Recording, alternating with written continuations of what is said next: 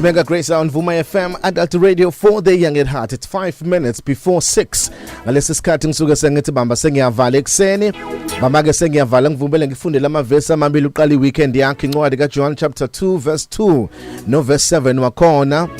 John chapter 2 verse 3 no verse 7. Wathi kuba lisweleke iwayini unina kaJesu wathi kuye kabanali iwayini uverse 3 uverse 7 uJesu wathi incekwini gcwalisani imbiza ngamanzi zayigcwalisa ke Jesu nabafundi bakhe noma kaJesu bamenyiwe emshadweni waseKhana laseGalila uJesu la uphume emkhulekweni kade yothandaza for 40 days and 40 nights usefika nje umenyiwe emshadweni wafika emshadweni mangakakonakala lutho mangakenzeki lutho uJesu uthula kavela kabonakali akusho lutho ngoJesu kodwa the moment kwaphela iwayini ila khona siqala khona sizwa abantu beqala bekhuluma ngoJesu wathi uJesu abantu abagcwalisa amanzi eimbizeni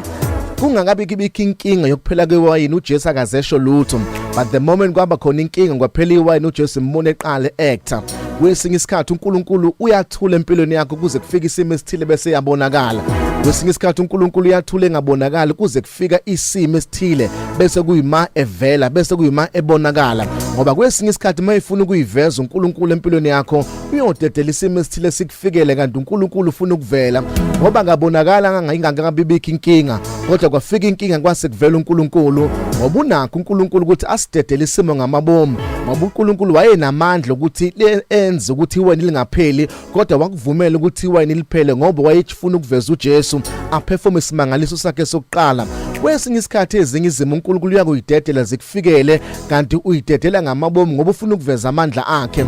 ayengakabonakala amandla akhe iwayini lingakapheli kodwa kwaphoqeleka ukuthi kuphele iwayini kuze kuvela amandla waphoqeleka ukuthi kuphele iwayini kuze kubonakala amandla kaNkulunkulu kunezimo uNkulunkulu akayoyidedela hayi ngoba efuna ukukulimaza hayi ngoba efuna ukukuzisa ubuhlungu kodwa ufuna ukukhombisa amandla akhe ukuthi ungamandla angakanani ngoba uvumela isimo bese yavela emveni kwesimo njalo kusuke kukhona uNkulunkulu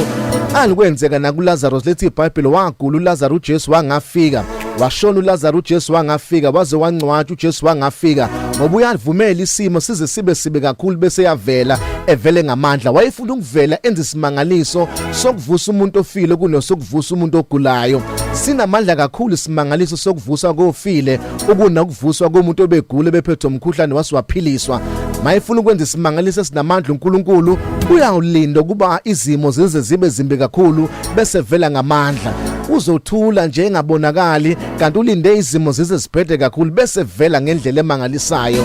ufuna ukuthi kuwena ekuseni ungalilahli ithemba usazovela uNkulunkulu kwesakhe isimo ungasheshi ugive up ungasheshi ulahlekelwe yithemba uthi uNkulunkulu akangizwa uNkulunkulu ungilahlile uyalinda uNkulunkulu avumela isimo bese vela ngamandla ufuna ukukutshela before kuphelele inyanga uNkulunkulu uzombona uzoba nobufakazi ukuthi impela uNkulunkulu uyaphila before usuqede lo nyanga uzombona uNkulunkulu ngoba uvumela izimo bese vele ngemumva kwezimo